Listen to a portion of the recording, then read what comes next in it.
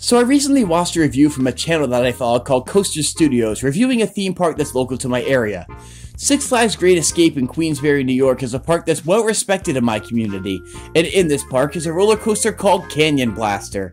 There seems to be certain props and atmospheric areas of the coaster that make it feel kinda nice when you're waiting in the queue line, but on the actual coaster itself there's glaring problems with the aesthetics.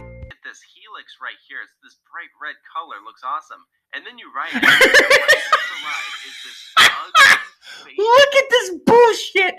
Oh my god, look at the fucking difference! They only painted the part of the roller coaster that was visible from the entryway, and they completely ignored the rest of the fucking paint on the entire rest of the ride! But stop motion reviewer, you might ask, why are you talking about a roller coaster that only looks good from a front-on angle and arguably fails even on that front? Because this roller coaster is a fantastic metaphor to describe the trash fire of Kingdom Arcee, only Kingdom Arcee is 100 times fucking worse! I don't know what kind of crack the designers were smoking when they designed Earthrise Arcee, but this has to be the most tragic use of $28 that I've ever had the misfortune to spend. It's a lazy, uninspired garbage fire that pretty much checks off a mile-long list of shit that I hate about Hasbro's modern design philosophy.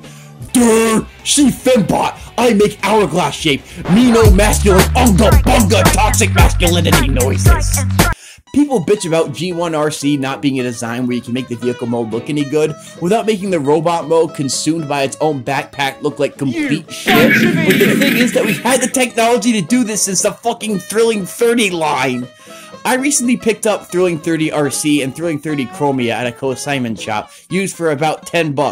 RC's missing a thumb and a weapon, but I would rather have seriously spent $28 on that than the Earthrise version. I call it bold and brash. More like belongs in the trash! To start off this review, I want to go over what I think makes a good transformation. For me, there's really three defining factors. 1. Parts of the vehicle mode incorporate into the robot mode in a seamless and clever way. 2. There's little to no use of full parts, and if there is, they're justified by the character design. 3. The build quality and construction hold the figure together well in both modes. And 4. The joint tolerances and clearance for the parts move in a way that doesn't add unneeded stress to the figure. The reason I'm bringing this up is that Earthrise Arcee fails at every fucking one of these things! You can literally separate the vehicle mode parts from the robot mode parts and display both of them seamlessly without either one being affected.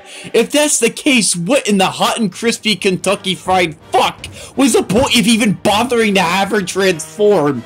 The vehicle mode doesn't have full parts per se, but that's because it isn't a fucking vehicle mode. It's a deploying backpack of bullshit. It's an excuse not to make the thing a red figure so it can have some chance of selling.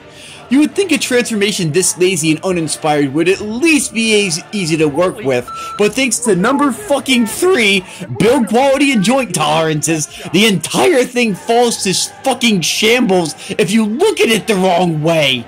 The thin plastic hinge constantly wriggles out of its spring-loaded deployment system to get rid of her entire father-fucking vehicle mode in a robot mode, and the flaps that allow the front wheels to fold into the back have less than a millimeter of clearance against her head. The backpack barely stays tabbed in enough to not flop down her entire robot dumper, so even with the goddamn gargantuan heel spur she has, she barely manages to even stand on her own.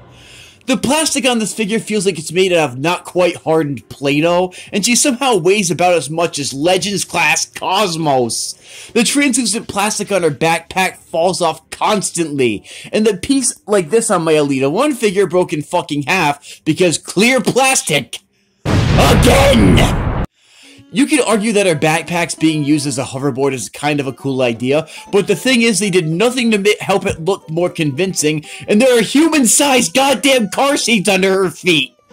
The only thing I can arguably give this thing credit for is its articulation. It's pretty versatile without the backpack on its ass, but good luck balancing her with the goddamn thing on. Her knees and elbows bend to their maximum with a waist rotation, and an uncomfortably tight ankle tilt where the foot will break before you can use it, so there's no fucking point. Her sculpting in certain areas of her bot mode does look somewhat nice, but it gets covered up under about 18 layers of incoherent bad ideas and bullshit. I don't know what anyone in God's name was thinking when they said, yep, that's a complete robot mode. Let's raise the price of a deluxe to $23.